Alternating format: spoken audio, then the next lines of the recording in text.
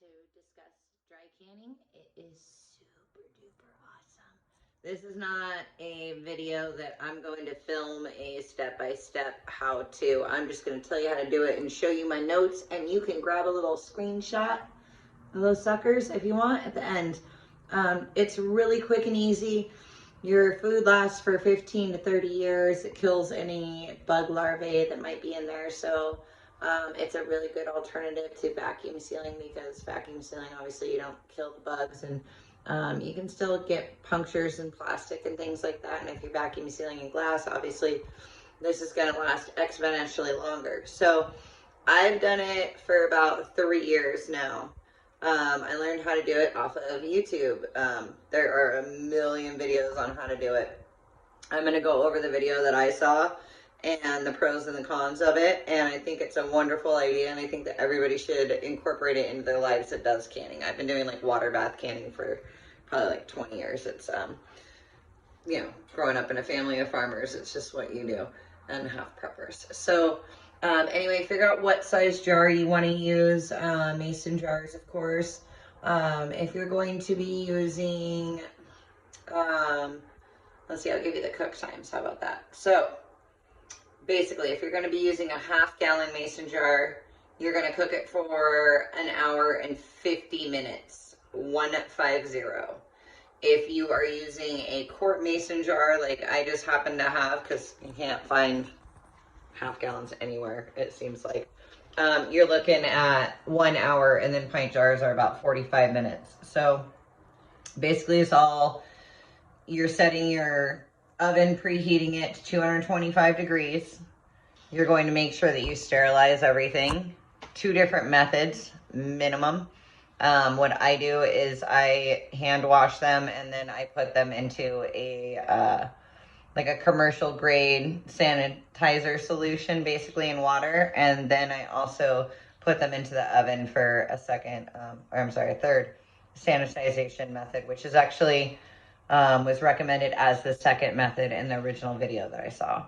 So you take your jars, you do your sanitization method, and then you have your oven, which is now heated to 225 degrees. You throw those babies in there. It's okay if they're a little wet and got water on them. This process dries them out. You do this for a half an hour. It also heats up the glass really nice so that it's not a total shock when it goes back into the oven. But a great sterilization method, and you actually do this with the rings and the caps later. I'll get into that, so don't worry about the throwing them in there right then as well, because you do want them to be warm for this procedure. So this procedure is for, I've done successfully rice, beans, turmeric, lentils. Apparently you can do oats, grains, not barley. I did not have success with pasta. I don't know if the cook time was too long or if the heat was too high, but basically what happened with the pasta is the bottom of the jar is burnt. So all the pasta was charred, but half of it's still usable. So it's still in my pantry. That was an 8-hour day. There's a lot of time that went into that. I'm gonna save every noodle I can. But, oh, and then I had a moment, and I did flour, and it just turned to a brick. It was horrible. Don't do flour, obviously, hindsight. So basically, after you have pulled your jars out, after their half-hour heat up in your 225 degree oven, you then take a handy dandy little funnel, because this is going to make your life so much easier. One of these little guys sticks into any mason jar ever made, whether it's a regular mouth or a skinny, and this keeps you, well, if you're not TW, it keeps you from spilling rice and beans all over your kitchen or wherever you happen to be doing this. But it does make it a very less painful process for sure. So you definitely should get yourself one of those. So then you put all of your jars in the oven. Make sure that no matter what cook time you're using for what size jar, 15 minutes prior to it being done, you put all of your rings, lids in a oven safe dish, and I just slide mine right on top of all of my jars because I'll show you my oven.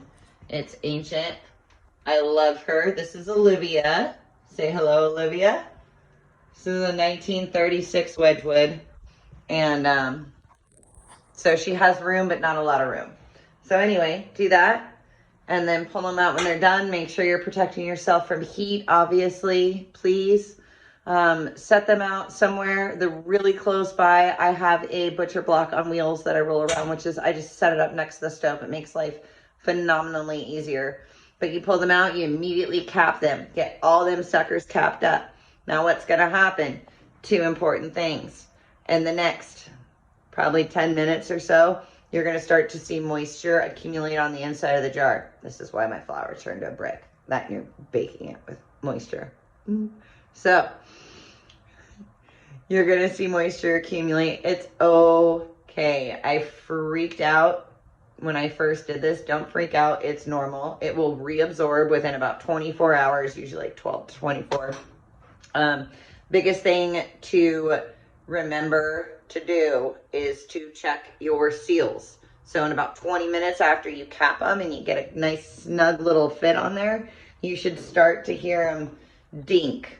Basically, they make little ding, dink, ding, ding, ding sounds from the kitchen. It's great. Actually, it's like music to the ears of any canner because it means success. So you want to make sure that every one of them is sealed. You can double check that by basically putting your finger in the middle of the cap, pushing down on it. If it makes a little hollow ding, ding, ding, ding sound, it is not sealed, and do not store it.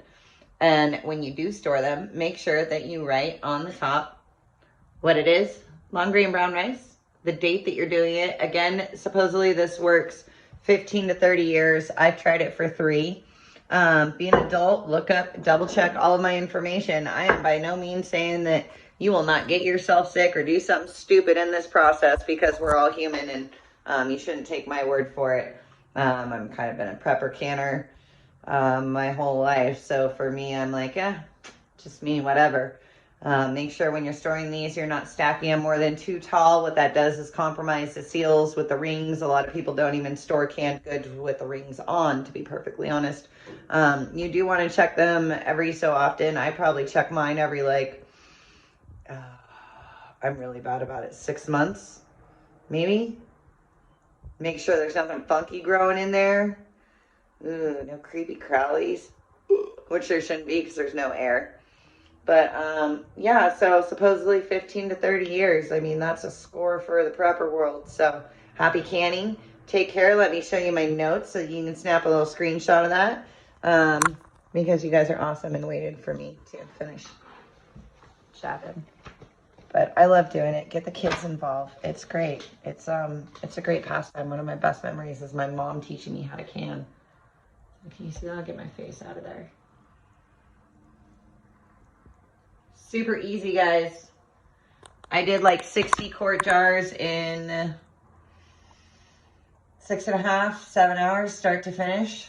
So yeah, you can go to your grocery stores and buy all this stuff in bulk.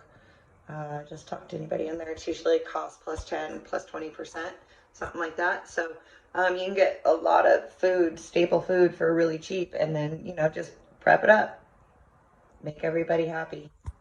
Give out jars of food for Christmas. Here's a jar of rice for you, since it's the apocalyptic 2022 and no one knows what the hell is going on in the frickin' world anymore. Anyway, peace, love, light, take care, and happy eating.